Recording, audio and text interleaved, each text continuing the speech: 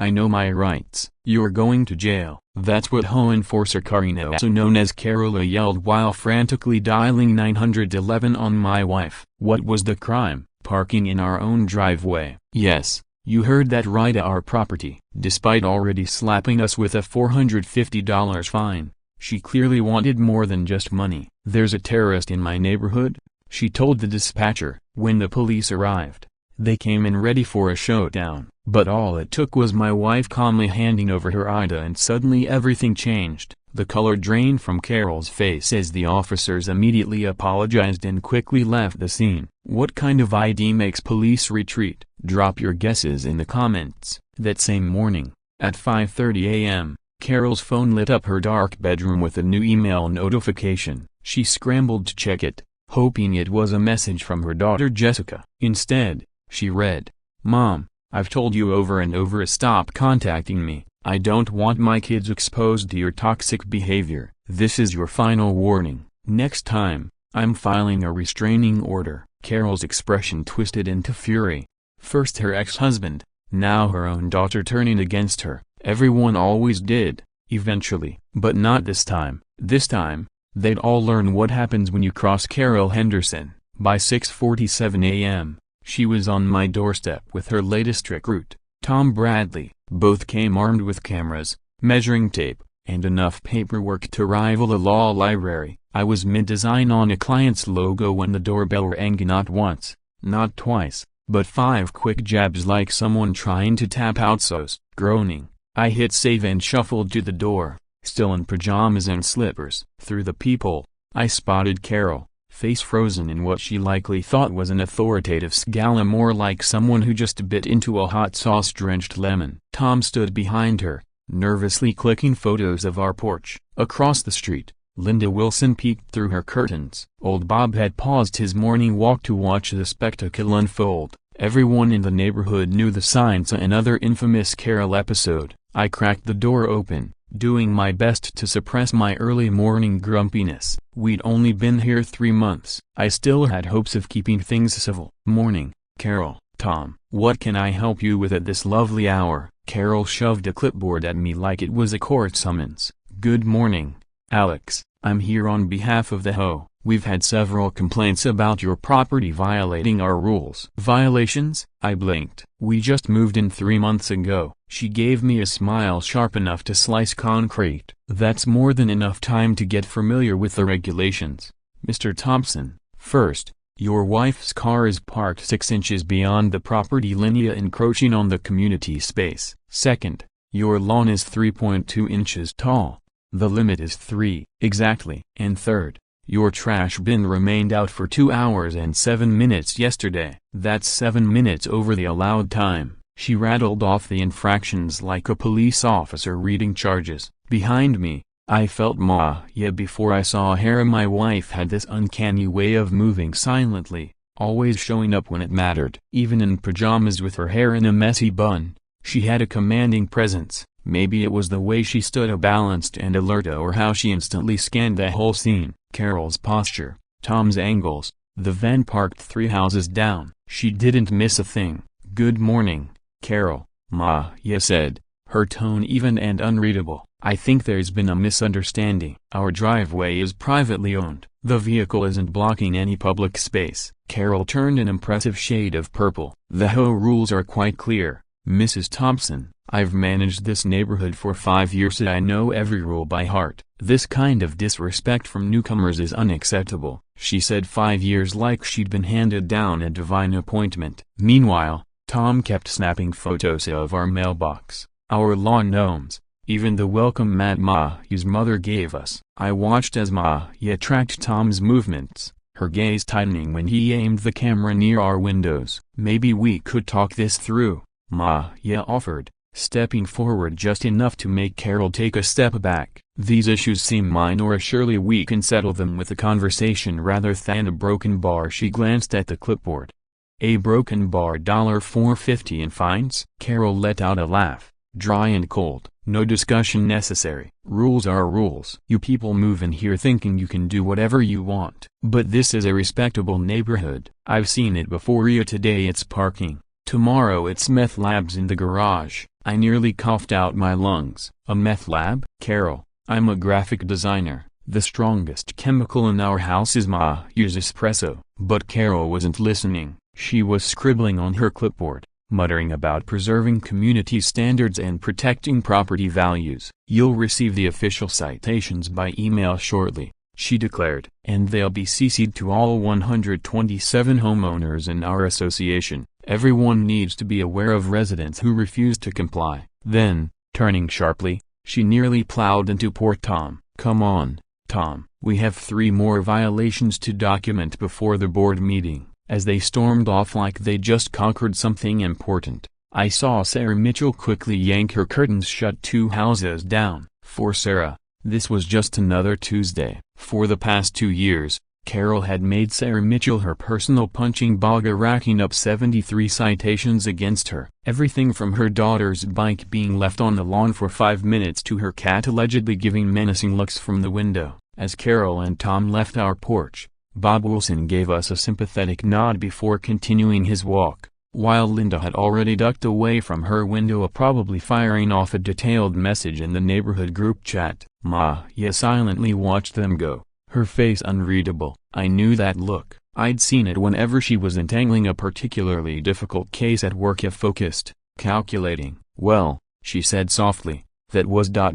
interesting. Interesting? I raised an eyebrow. She just slapped us with $450 in fines because the grass is barely over the limit. That's insane. Maya turned to me with a faint, familiar smiley, the same one I saw the day she took down a laundering operation that no one believed could be cracked. The same smile she wore when she unraveled a cold case the FBI had shelved for a decade. Oh sweetheart, she said, gently tapping my cheek. Carol has no idea what she just started. Then she shrugged, but we'll deal with it later. Let's eat. I'm in the mood for pancakes. As we walked back inside, I noticed her glance once more toward the street. The unmarked van that had been parked a few houses down was now gone. Maya had already memorized its license plate. Carol had no clue she'd just made the worst mistake of her life. Think you can guess Maya's real job? Drop it in the comments. By Thursday evening, the monthly home meeting had arrived quicker than expected. Maya and I got to the community center just before 7 p.m.,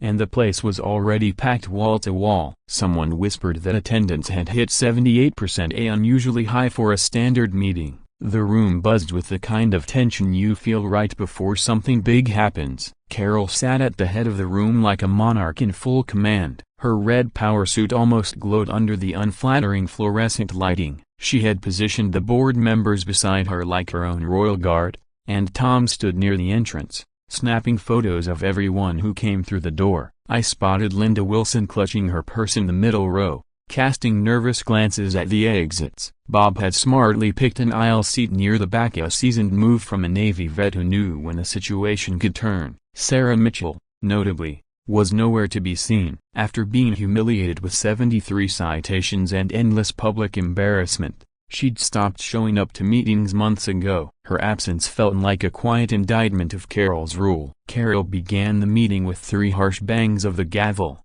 Even though the room was already dead silent, the sound echoed sharply, making several people jump. This meeting of the Maplewood Heights Homeowners Association is now in session, she declared with a voice honed by 5 uninterrupted years of authority. Before we begin with the usual agenda, she added, pausing for effect, I have prepared a special presentation concerning a growing threat to our neighborhood. With the flair of a stage performer, she clicked a remote, and a slideshow lit up behind her. The title slide blared in angry red text, The Danger of New Residents, a case study. As many of you are aware, she continued, clicking to the next slide, preserving our property values requires constant vigilance against those who disrespect our rules and harmony. The screen flashed with multiple photos of our home taken from different angles, at different times, in different lighting. I felt a chill crawl up my spine. It was disturbingly thorough. These individuals at 4217 Maple Drive have shown blatant disregard for our regulations. she said. Click Mayu's car with exaggerated red arrows pointing to the alleged 6-inch parking overstep. Click a zoomed-in shot of our lawn with a ruler stuck in the grass. Click a time-stamped pictures of our trash bin at precise 2-hour intervals.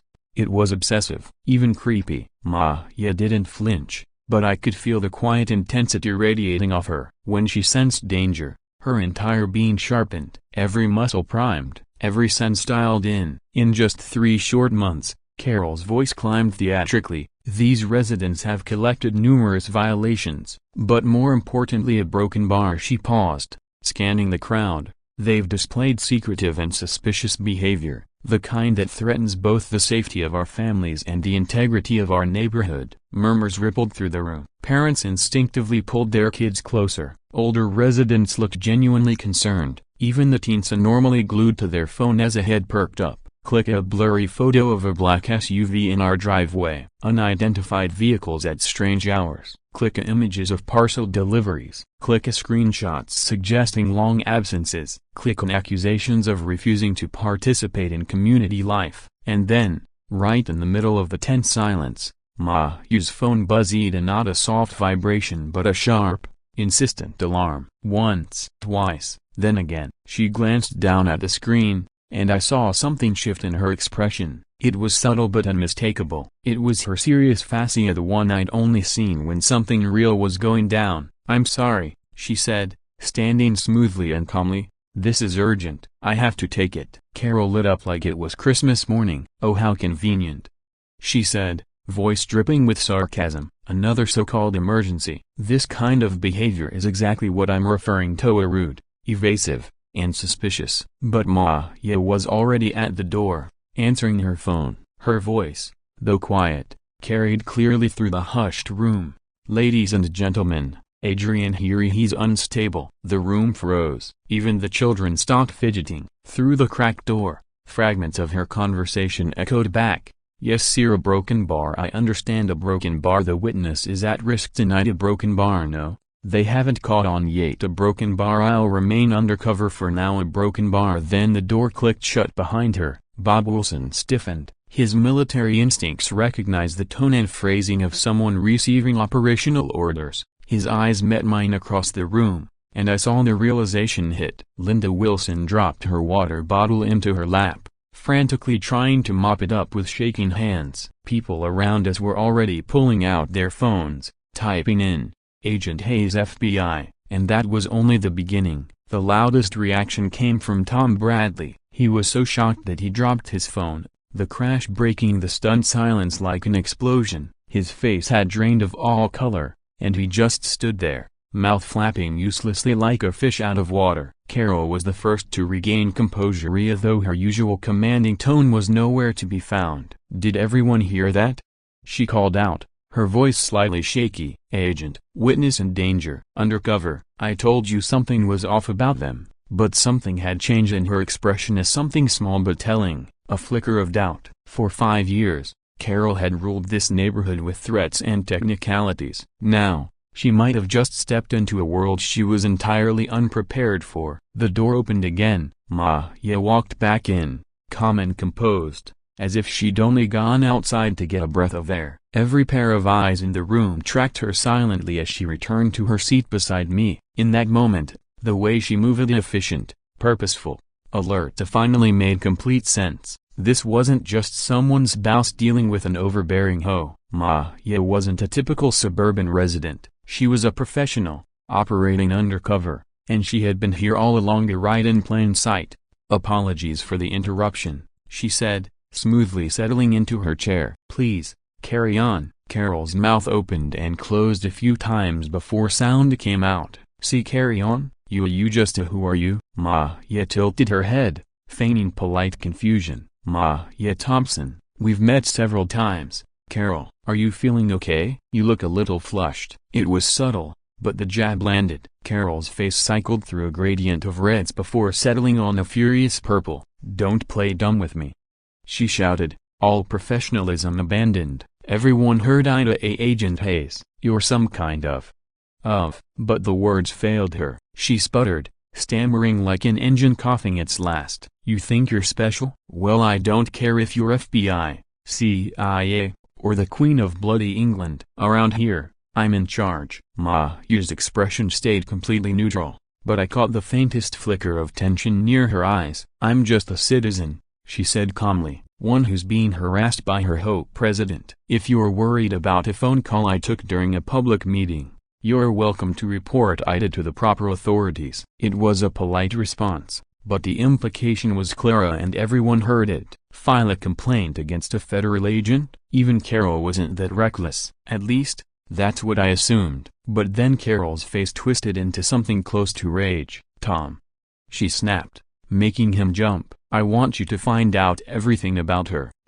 Use anything you can. Still pale from the earlier scene, Tom nodded quickly. Yes ma'am. Right away. I'll find out what she's hiding. From that moment, the meeting descended into chaos. Carol tried to restore order, slamming her gavel hard enough to crack the wood, but the spell was broken. The crowd had shifted. People were whispering, casting glances at Maya, at me, and most of all, at Carol. Some looked nervous, others curious, most were confused. Linda Wilson caught my eye and mouthed one word, wide-eyed, FBI. Bob gave us a subtle note of the kind that said, I know more than I'm letting on. As we left the room, I heard Carol hissing at Tom. I know she's hiding something. When I prove it, she'll wish she never moved here. She wanted dirt. But what would happen when she found out Maya's job didn't just carry a badge? Her job came with the power to send someone like Carol straight to federal prison. Typo no, a broken bar if you can see where this is headed. The next morning,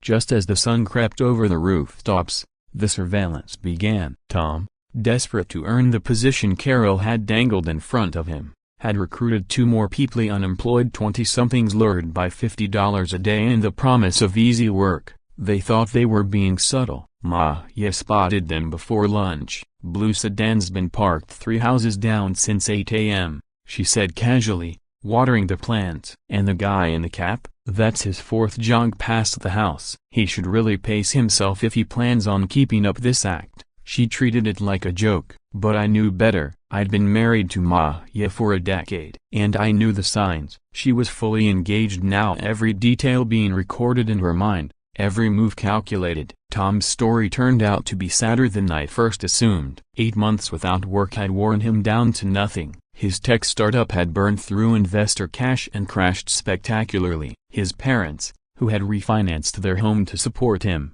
barely looked him in the eye. His girlfriend of 3 years had left, choosing someone with a future. Her parting words still haunted him. You had potential. That's not the same as having a plan. He'd been staring at a laptop full of rejection emails in a coffee shop when Carol found him. She moved with the practiced precision of someone who could smell desperation. You look like someone who needs a break, she said, sliding into the seat across from him without waiting for an invite. I'm Carol Henderson, HOA president of Maplewood Heights. I help young people with initiative. Tom looked up with the vacant eyes of someone who had nothing left to give. I don't think I'm who you're looking for, he muttered. Nonsense, she smiled sharp as a knife. I've got a project for someone with your skills. Do well, and my brother-in-law will hear your name. He runs a property management company. He always needs smart young men who follow orders. Tom never asked what the project was. He just said yes. Now, here he was sitting in his B2 Honda Civic,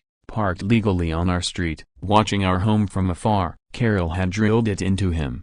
We do this clean. Stay on public property. Document everything. Don't trespass. Use zoom lenses if you must. And for the love of God, don't get caught. For 2 weeks, they kept up their stakeout. Tom logged every visitor, tracked every delivery, and recorded Maya's every movement with disturbing precision. And what he captured, to the untrained eye, looked deeply suspicious. Black SUVs with government tags arriving at odd hours. Colleagues dropping off documents too sensitive to email. Men in dark suits showing up at 3 a.m. and vanishing before sunrise. Emergency briefings. Sealed packages. Specialized gear for Maya's secured home office. Disappearing for 72 hours at a time on assignments even I wasn't briefed about. To Tom and his crew, it must have felt like they were watching a criminal mastermind in action. They had no idea what they were actually documenting. One evening, while Maya was making dinner, I finally brought it up. The constant surveillance was starting to get to me. I was jumping at every sound,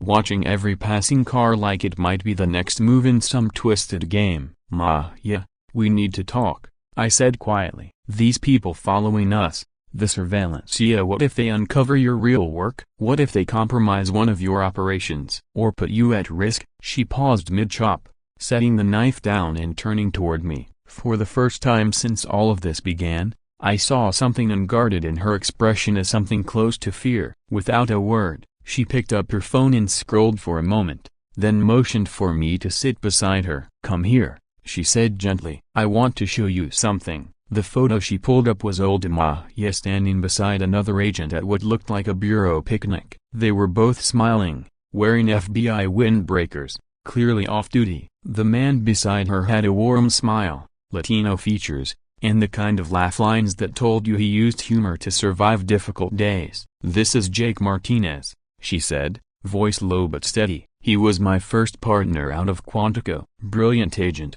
good man, father, friend." She paused, just for a breath. "He's been gone 3 years now." My stomach dropped. Someone leaked his identity to a cartel we were investigating. A harmless sleeper. Someone at his daughter's school mentioned he was FBI. No ill intent, just a casual comment. She stared at the photo for a second before continuing. 2 weeks later, he was ambushed in a grocery store parking lot. 15 bullets. He didn't make it to the ambulance. Her tone never cracked, but I could see the pain sitting just behind her eyes. "His daughter still sends me Christmas cards. She's 13 now. Wants to be a teacher. Jake won't see her graduate, won't walk her down the aisle, won't meet his grandchildren, all because someone couldn't keep quiet." She put her phone away and looked me square inches the eyes. "That's why I never tell anyone what I do, Alex. That's why I let people assume I'm just another boring civil servant with a desk job. Because the alternative is..." She didn't finish the sentence. She didn't have to. That night,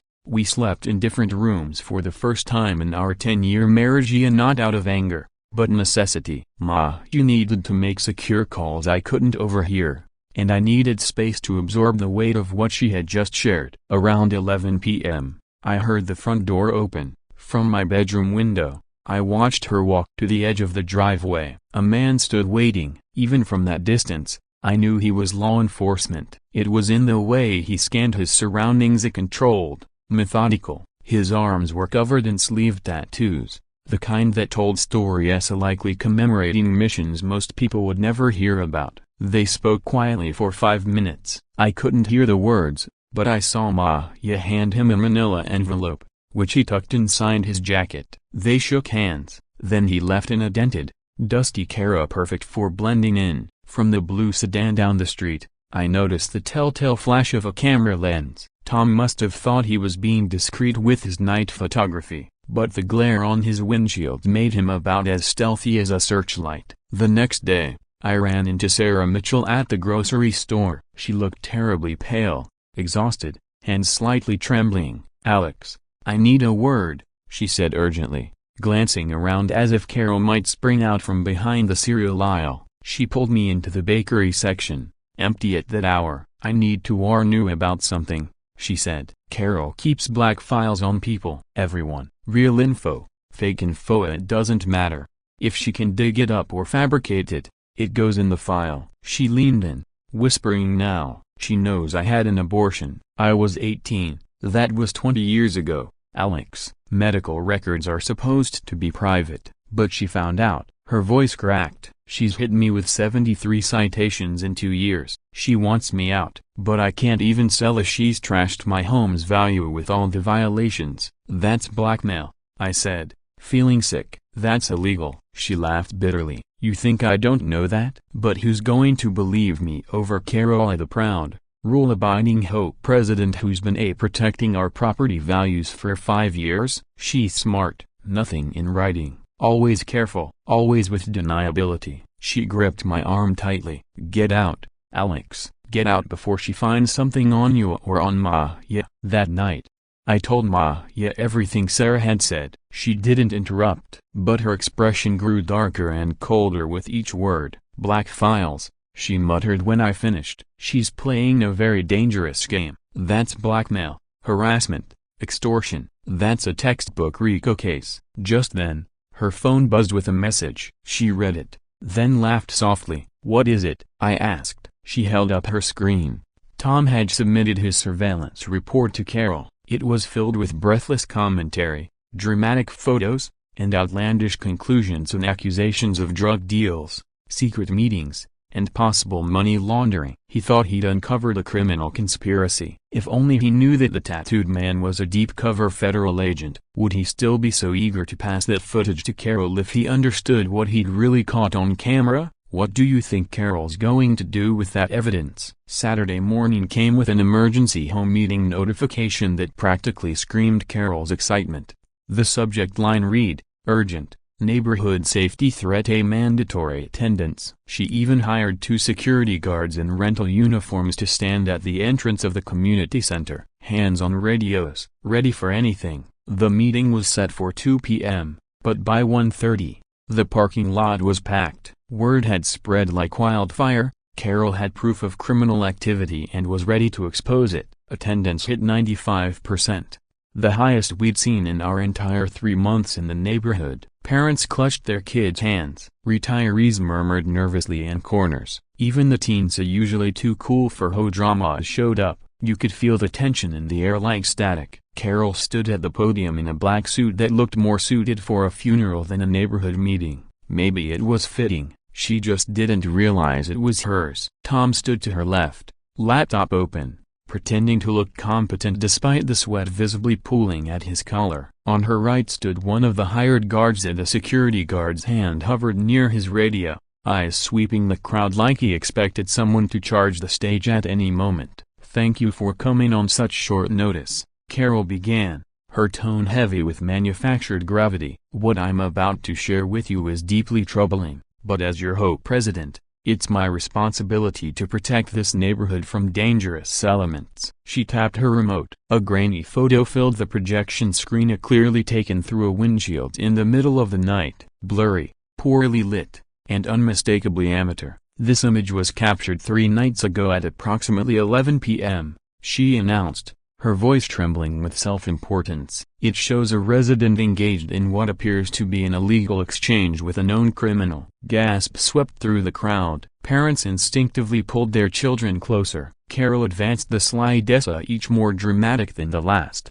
"Over the past 2 weeks, we've documented repeated suspicious activity, vehicles with government plates, clearly stolen or counterfeit, a broken bar, strangers showing up at all hours, broken bar deliveries from unmarked couriers who are definitely not legitimate mail carriers." Then Tom stood up, his voice shaky but full of forced conviction. "I've been monitoring it all. I've seen the shady handoffs, the late-night visitors, the covert behavior. It's dangerous, especially for the kids in this community." The irony of a 28-year-old without children invoking the safety of our children didn't escape me. But the crowd wasn't laughing. They were listening. Then came a calm, steady voice. "Carol." It was Mr. Peterson, 80 years old, a Navy vet who'd lived in Maplewood Heights for over 30 years. His rose garden was legendary. His late wife had planted it with him.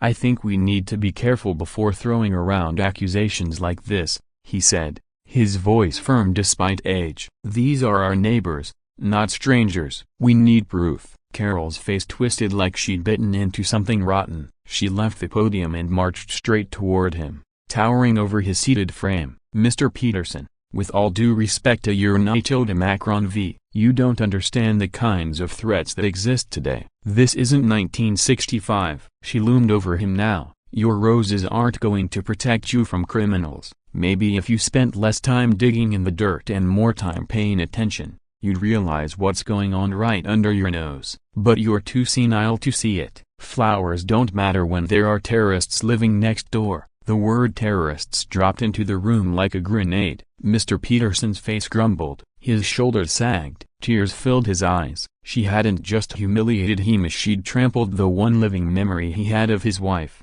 That's when Linda Wilson stood up. I had never seen her speak publicly, let alone confront Carol. Usually she stayed quiet, paid her fines, and kept her head down. But a broken bar, this pushed her over the edge. "Enough, Carol," she said, her voice shaking but rising. "You've gone too far. Mr. Peterson has given more to this neighborhood than you ever will." Carol whirled around, eyes blazing. "Watch yourself, Linda. You're already behind on your fines. Don't make me remind this room about your daughter's problems." But Linda didn't flinch. "I know exactly where I stand, Carol. And it's not under your boot anymore." The room erupted with murmurs. Carol stormed back to the podium and began slamming through her presentation slides like she was trying to beat the truth into submission. "This isn't about personal grievances," she shouted. "This is about protecting our community." Then she went for the nuclear option. "I have proof that Maya Thompson isn't just hosting suspicious visitors. She's running a terrorist cell out of that house." That single word, a terrorista, ripped through the room like a blade. Panic erupted. Parents grabbed their kids. Chairs scraped against the floor as people edged toward the exits. Someone screamed. The security guards stepped forward,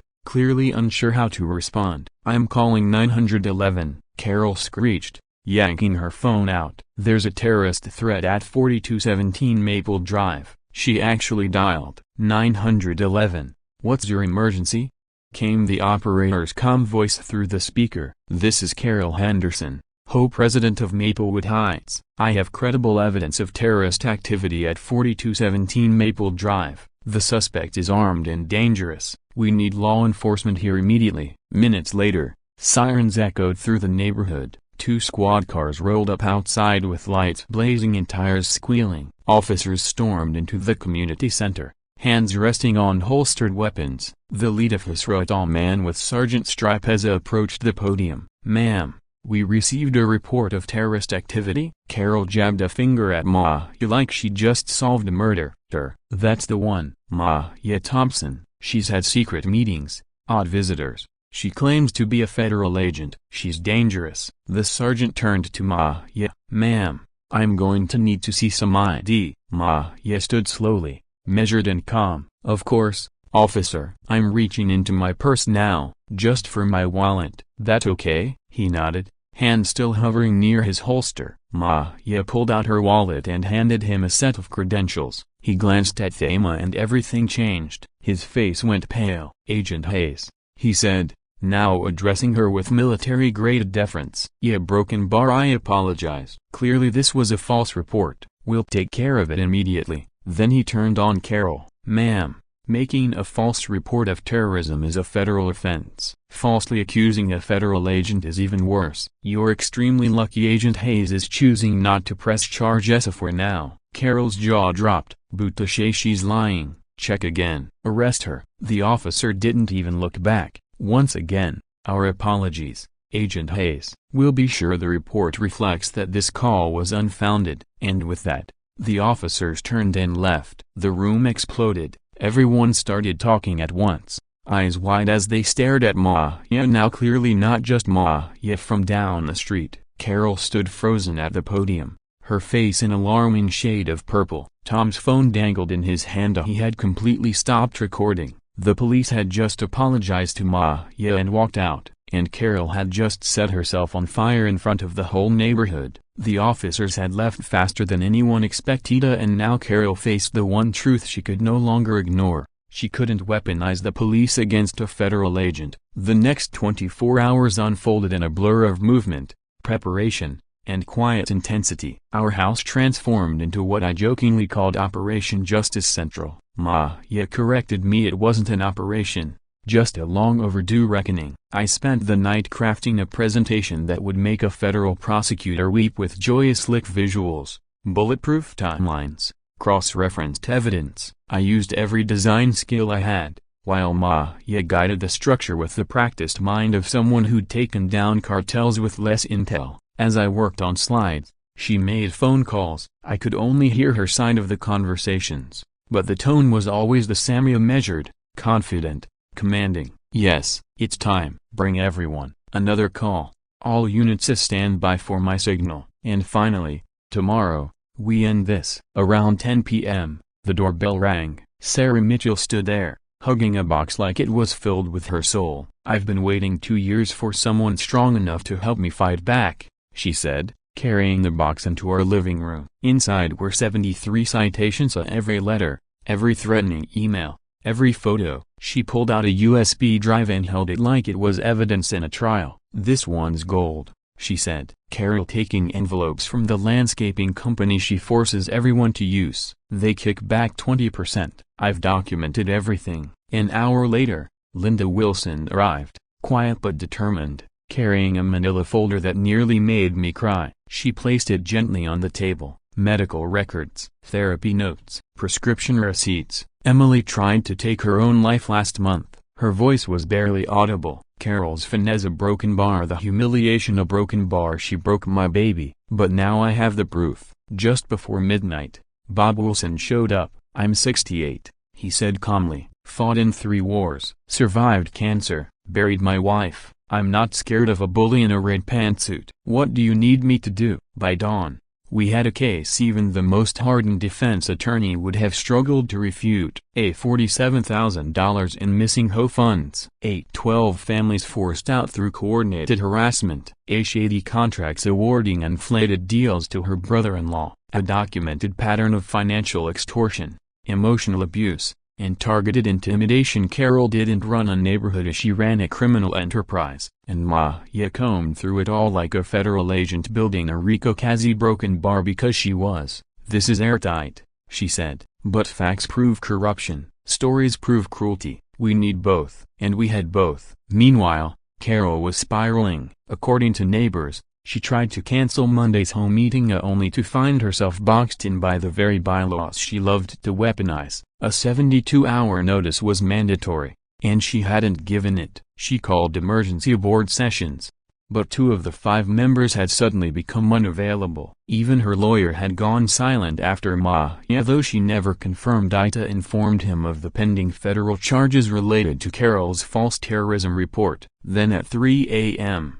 my phone buzzed. "Tom, I'm sorry, she promised me a job." I was desperate. "I'll tell the truth tomorrow. I recorded everything she asked me to do." Even her most loyal lackey was bailing. By noon, I'd formally submitted a request through proper HOA procedure for 15 minutes to address neighborhood security and transparency. Carol had no choice but to approve it. The same rule she used to silence others now forced her to listen. The irony was delicious. Carol had no idea that by the time the meeting started, FBI agents were already en route. But what she really didn't know, a broken bar, was that Maya still had one surprise left. Monday, 7 p.m., the community center was bursting at the seams. Every parking space taken.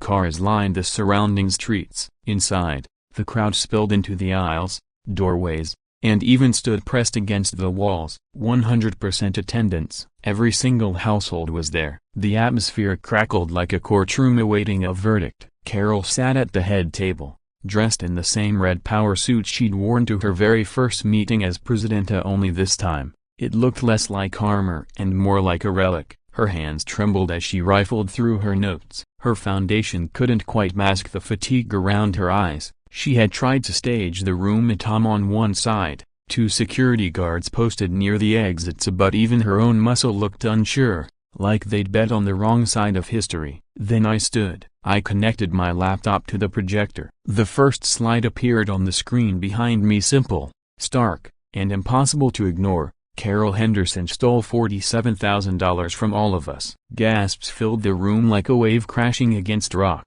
Carol shot to her feet, mouth open to protest, but I was already moving. Click. Bank statements appeared on the screen, each deposit highlighted in angry red. "For the past 5 years," I said, my voice rising over the murmurs, "our HOA fees have increased by over 400%. But where did the money go?" Click. A bar graph appeared of Carol's personal bank deposits lined up with HOA account withdrawals. The pattern was obvious, even to the skeptical. Click. Scan copies of checks made out directly to Carol's personal account. Click. Dates of large deposits perfectly aligned with forced home sales in the neighborhood. "That's not all," I continued. Click. Carol targeted 12 families, harassed them with fines and violations until they were forced to sell, always to the same real estate agent, a broken bar, her cousin. And every time, Carol received a payment shortly after the sale closed. The room had gone silent, dead silent. Every eye locked on the screen,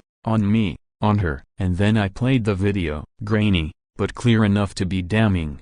Carol, behind the community center, taking an envelope from the owner of Greenscape Landscaping. She counted the bills, stuffed them into her purse, and muttered, "Same as always. And remember, anyone who doesn't use your service gets fined." "No, lies, all lies," Carol shrieked, but her voice cracked. Everyone could hear the desperation in it. Then the witnesses stood one by one. Linda Wilson was first, tears streaking her cheeks as she held up medical documents. "My daughter is 16. She tried to take her life because of you. These are her hospital records. These are her therapy bills. You broke her, Carol." Bob Wilson stood next to stoic, unflinching. "I served in Vietnam, Desert Storm, and Afghanistan. I faced real enemies. But you made me afraid to plant flowers, afraid to walk my dog. No one should fear their neighbor like that." Then, to everyone's shock, Tom Bradley stepped forward, shame written across his face. "She promised me a job if I spied on the Thompsons. I was unemployed, desperate, but what she asked me to do was wrong." He held up his phone. "I recorded it all, every threat, every lie. I'll turn it over to the authorities." And then came Sarah Mitchell, composed, resolute. 73 citations in 2 years, all because I didn't vote for you." She held up a USB drive. "You told people I was a bad mother. You threatened to expose a private medical decision I made 20 years ago. You're not a leader, Carol. You're a predator, and everyone sees it now." Carol finally snapped. She leapt to her feet, knocking over her water, sending papers flying. "Do you know who I am?" she screamed, her voice shrill and cracking. "I built this neighborhood. My husband is a lawyer." A voice called out from the back. "You've been divorced for 2 years, Carol." Another chimed in. "And he's representing 3 of your victims." Carol spun wildly, looking for some energy to back her up, but all she saw were the faces of people she had threatened, fined, and humiliated. "You can't do this to me," she shrieked. "I know things about all of you. I'll destroy you. I have files on every single one of." And then the projector screen behind her lit up with a video call. The FBI seal, followed by the face of a man in a dark suit seated in what was clearly a federal office. "Good evening," he said, his voice cool and commanding. "I'm Deputy Director Marcus Johnson of the FBI's regional office. I understand there's been some concern about criminal activity in this neighborhood.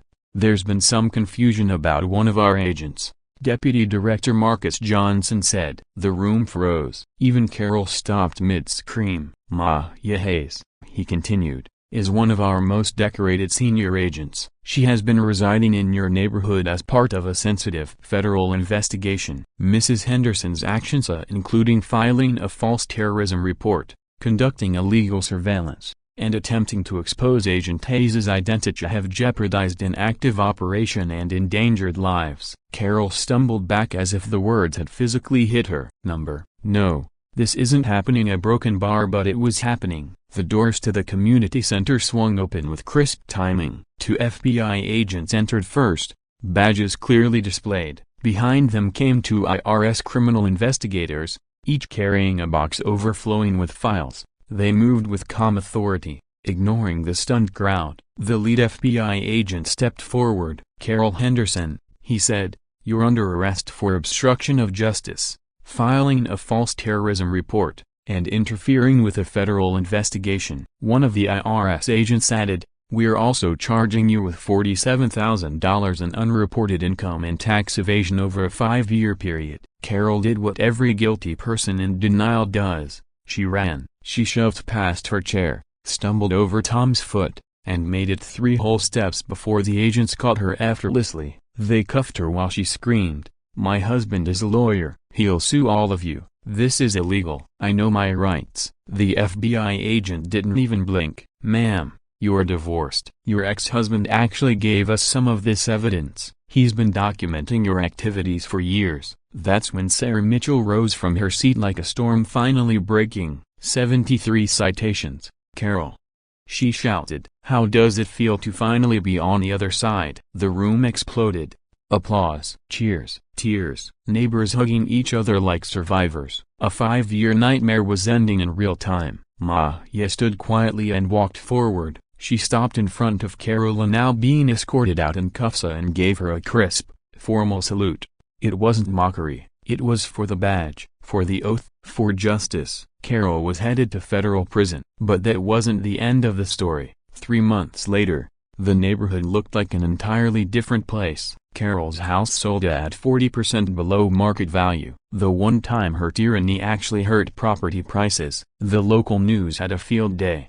HOA president gets 7 years for embezzlement and federal obstruction. We threw the biggest barbecue the neighborhood had ever seen. Linda brought cookies shaped like handcuffs that had everyone laughing until their sides hurt. Toma, now employed at a tech startup, sent apology cards to every resident, each one with a $100 gift card attached. A small step toward redemption. The HOA transformed. We abolished 80% of the absurd rules, made all financials publicly accessible online, and implemented 2-year term limits for every board position. Sarah finally planted her butterfly gardenia, the one Carol had banned. It bloomed in color and defiance, full of monarchs and swallowtails. Mr. Peterson's roses had never looked better. But the best change? The people. Kids rode their bikes until dark. Neighbors waved again. Nobody measured grass height anymore. One morning, we watched new neighbors moving in 3 houses down. Their moving truck parked slightly over the property line. My heart skipped. Ma